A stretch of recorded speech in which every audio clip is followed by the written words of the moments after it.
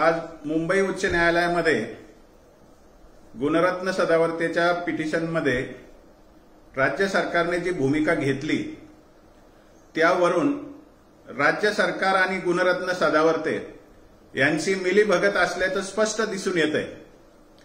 काल आमच्या 2 याचिका जेव्हा न्यायालयासमोर आल्या त्यावेळेला राज्य सरकारने 4 आठवड्याचा वेळ पाहिजे म्हणून 24 एप्रिलपर्यंत तारीख पुढे ढकलली आणि आज जेव्हा गुणरत्न सदावर्तेचं पिटिशन समोर आलं त्यावेळेला राज्य सरकारला जी खरी माहिती ती सुद्धा कोर्टाला सांगायची इच्छा झाली नाही। राज्य सरकारचे महाधिवक्ता त्या ठिकाणी साक्षात उपस्थित असताना त्यांना हे एसीबीसी आरक्षणाचे साधे नियम माहीत नसावे हे एक खेदाची बाब आहे। मुळात सदावर्तेंनी जो दाखला दिला महाराष्ट्र इंजिनिअरिंग सीईटी आणि मेडिकलची नीट या दोन्ही गोष्टींना एसीबीसी आरक्षण लागूच नाही तर न्यायालय त्याच्यावर भूमिका घेतच कसं? ऍडव्होकेट जनरलला एवढी साधी गोष्ट कशी माहिती नसेल? यावरूनच लक्षात येतं की सरकार आणि सदावर्ते हे एकत्र येऊन मराठा आरक्षणाला या ठिकाणी खीळ घालतायत। अजब न्याय आपल्या देशाचा। जे आरक्षण अजून सुरूच झालेलं नाही, अद्याप एकही एसीबीसीचं प्रमाणपत्र देण्याबद्दल सरकारने अजून ब्र काढलेला नाही,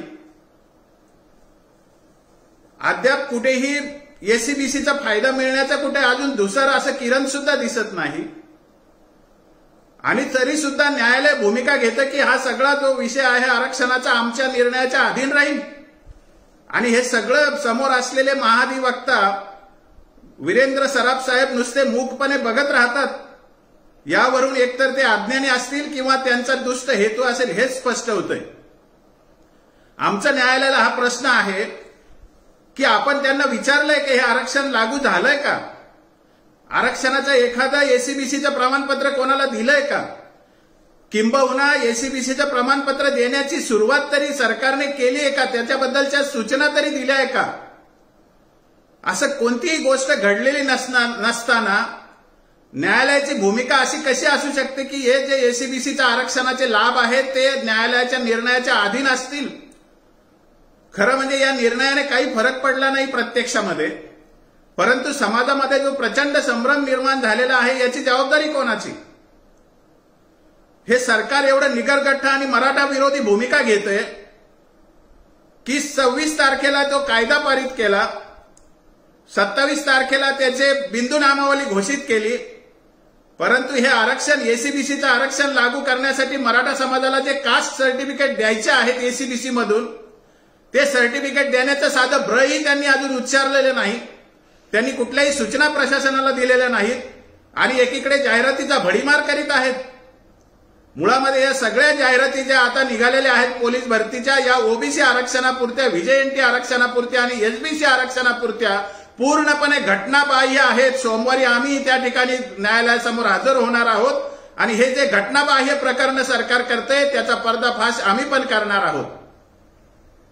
सदावर्तेंना खुल्या गटाचा फार पुळका आहे, त्याला एवढं समजायला पाहिजे की खुल्या गटासाठीच आम्ही म्हणतो की आम्ही एसीबीसी मध्ये आहोत, 50%च्या आत 32% कोट्यात आहोत।